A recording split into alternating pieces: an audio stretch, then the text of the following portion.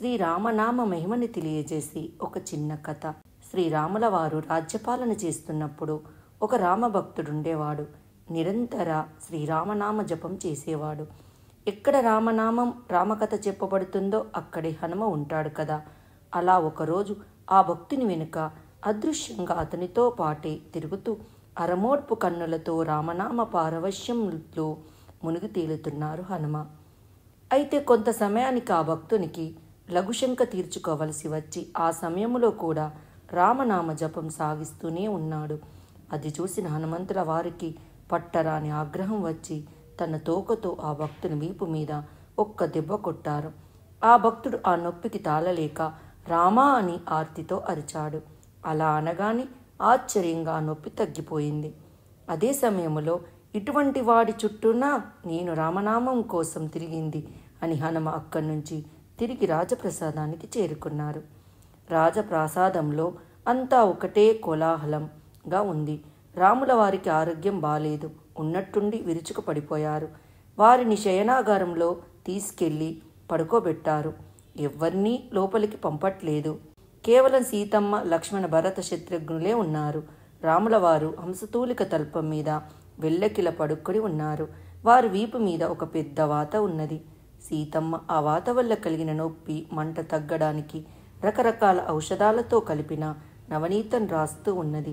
హనుమ వచ్చారని తెలియగానే లక్ష్మణాదులను సీతమ్మ లోపలికి ప్రవేశపెట్టండి. ఆయనే మళ్ళీ ఏ హిమాలయానికో వెళ్ళి ఏ మూలికో తీసుకొచ్చి రాములవారి నొప్పి తగ్గించగలరు అని చెప్పగా హనుమను లోపలికి అనుమతించారు.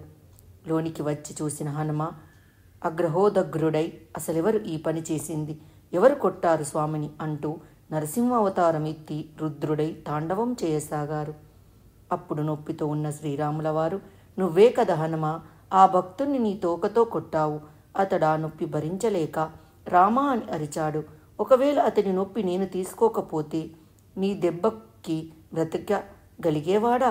నేనే ఇంత బాధపడుతున్నాను అని అనగా హనుమ జరిగిన అనర్థాన్ని తెలుసుకొని క్షమించమని రామపాదాలను ఆశ్రయించి నమస్కరించి, స్వామి మీ నొప్పికి మందు కూడా తెలిసింది అని ఒక్క క్షణములో ఎగిరి ఆ భక్తుని దగ్గరికి వెళ్ళి ఆ భక్తుని జరిగింది సూక్ష్మంగా చెప్పి ఆ భక్తుని నిర్తిశయ భక్తితో మెచ్చి అతనిని తీసుకొని వెంటనే స్వామి వద్దకు వచ్చి అమ్మవారు వ్రాస్తున్న ఔషధపు నవనీతాన్ని తాను కొద్దిగా తీసుకొని ఆ భక్తునికి కొద్దిగా ఇచ్చి శ్రీరాముల వారికి సీతమ్మకు నమస్కరించిన తర్వాత రామనామ గానం చేస్తూ ఇద్దరు కలిసి ఆ వాతకు ఆ వెన్నపూస పూత పోయగా రాముల వారి నొప్పి, మంట, వారి వీపు మీద వాత అన్నీ పోయాయి.